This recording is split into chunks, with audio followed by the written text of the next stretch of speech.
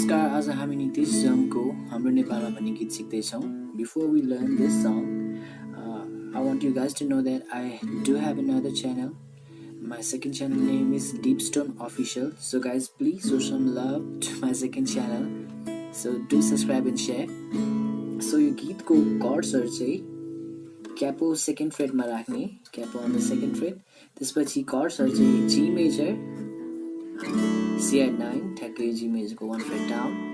Then this is for use गर्दा पनि हुन्छ, like D major मा यो pinky finger first string मा राखेर र यो दुईटा फिंगरलाई यहाँ राखेर E minor 7 पनि गर्न सकिन्छ, or you can use E minor. So chords are G, this is for C9, E minor 7, or G, D, E minor, C9 use गर्दै हुन्छ. So यसको फर्स्ट कोमा चाहिँ अब यो यही बज्छ, यसको स्ट्रमिङ चाहिँ down, tap, up, tap, up. So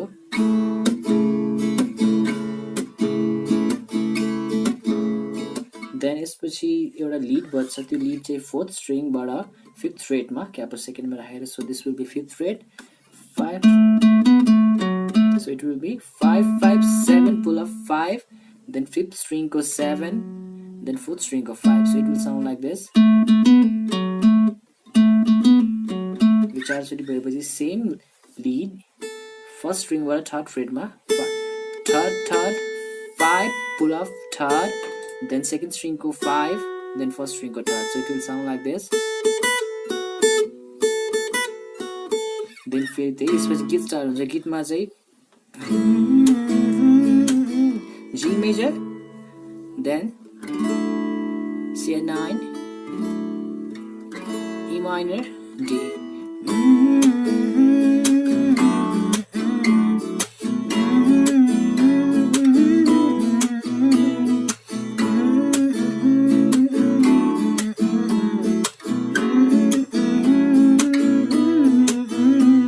यति भयो को पराइसम्म, सो D नै हो. G, C9, E minor 7 to D, yes, this is 4. Then अब यसमा चाहिँ C9 र D मात्र हुन्छ, so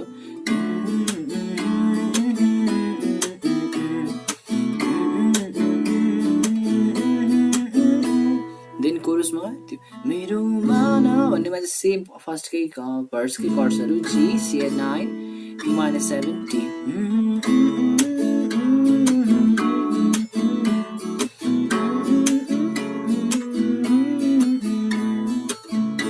यसमा चाहिँ लास्टमा हाम्रो नेपाल भन्नेमा चाहिँ G, C9, E minor 7, D and G मा एन्ड गर्ने, and फेरि एकचोटी हाम्रो नेपालमा हाम्रो नेपालमा त्यसमा चाहिँ E minor, G, D गर्ने. Okay, E minor, D, G गर्ने. So guys, your lessons. If this will help you, then please do subscribe and share, and thanks for watching. Till then, peace out.